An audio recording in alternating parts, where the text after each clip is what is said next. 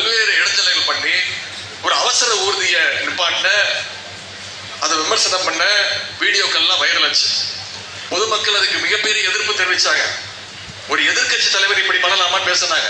எதிர்கட்சி தலைவர் விடுங்க, ஒரு தலைவர் இப்படி பேசலாமா? தலைவர் விடுங்க, ஒரு மனிதாபப்பட்ட ஒரு மனுஷன் இப்படி பேசலாமா? நான் அதற்காகத்தான் நேற்று முன்தினம் சொன்னேன்.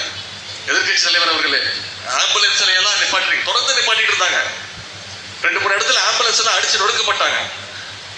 ஆம்புலன்ஸ் இந்த வாகன ஓட்டிகள்லாம் அடிச்சாங்க. அவங்க எல்லாம் புகார் கொடுத்துருக்காங்க.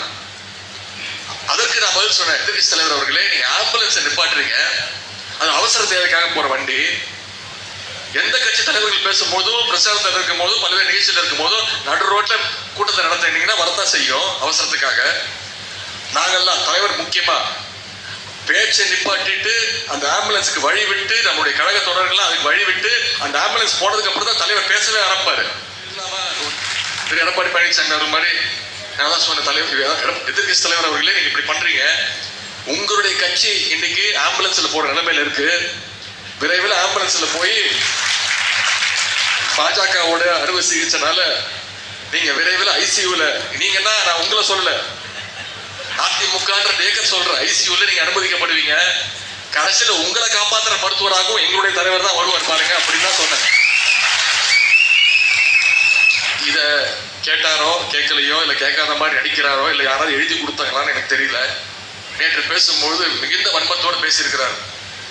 உதயநிதி என்ன ஆம்புலன்ஸ்ல ஏத்திடுவாரா பாருங்க, என்னை பத்தி எனக்கு கொலை மிரட்டல் விடுறாரு அப்படின்னு எதிர்கட்சி தலைவர்கள் பேசியிருக்கிறாரு. நான் நேற்றும் காஞ்சிபுரம் தெற்கு மாவட்டத்தில் பேசும்போது சொன்னேன், முழு மனதோடு சொல்கின்றேன், உள் அன்போடு சொல்கின்றேன், அழுத்தமாக சொல்கின்றேன், உங்க அத்தனை பேருடைய குரலாக சொல்கின்றேன். எதிர்கட்சி தலைவர் எடப்பாடி பழனிசாமி அவர்களே, நீங்கள் இன்னும் 100 ஆண்டு காலம் நல்ல உடல் நலத்தோடு மனநலத்தோடு நீங்கள் வாழ வேண்டும்.